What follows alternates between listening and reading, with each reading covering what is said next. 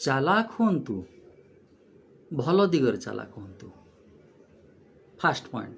Second point ହେଉଛି ଚାଲାକ ହୁଅନ୍ତୁ ଯେ ତାଙ୍କ ସହ ଚାଲାକି କରନ୍ତୁନି, ଯିଏ ଆପଣଙ୍କୁ ଦୁନିଆରେ ବଞ୍ଚିବା ପାଇଁ ଚାଲାକ ହେବା ଶିଖେଇଛି। ବଡ଼ ହୁଅନ୍ତୁ, ବହୁତ ବଡ଼ ହୁଅନ୍ତୁ, କିନ୍ତୁ ତାଙ୍କ ଆଗରେ ଦେଖେଇ ହୁଅନ୍ତୁନି ଯିଏ ନିଜକୁ ଛୋଟ କରି ବହୁତ କଷ୍ଟ ସହି ଆପଣଙ୍କୁ ବଡ଼ କରିଛି।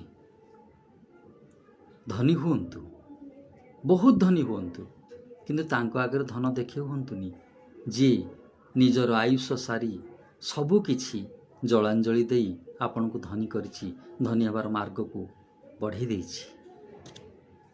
ଏଇ ସାମାନ୍ୟ କଥା ଶିଖିଲେ ଆମେ ପ୍ରକୃତରେ ମହାନ ହେଇପାରିବା।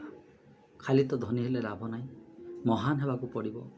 ଋଣ ନ ସୁଝିଲେ ବି ଯେଉଁମାନଙ୍କ ପାଖରେ ଆମେ ଋଣୀ ତାଙ୍କୁ ତ ମନେ ରଖିବାକୁ ପଡ଼ିବ।